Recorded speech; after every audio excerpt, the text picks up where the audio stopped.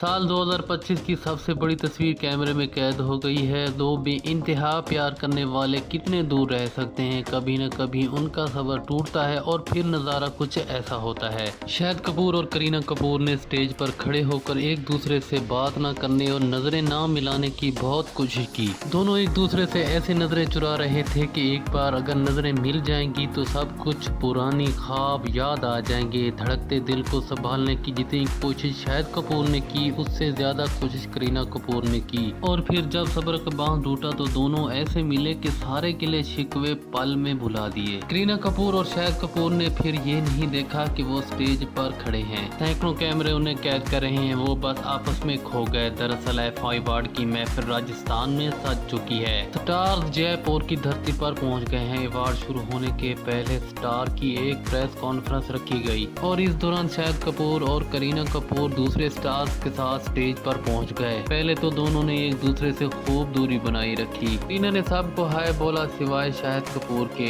लेकिन वक्त बिताने के साथ शाहिद और करीना साथ खड़े हो गए और फिर भी दोनों एक दूसरे को जमकर इग्नोर करते रहे। दोनों ने एक दूसरे से अपनी नजरें तक नहीं मिलने दी।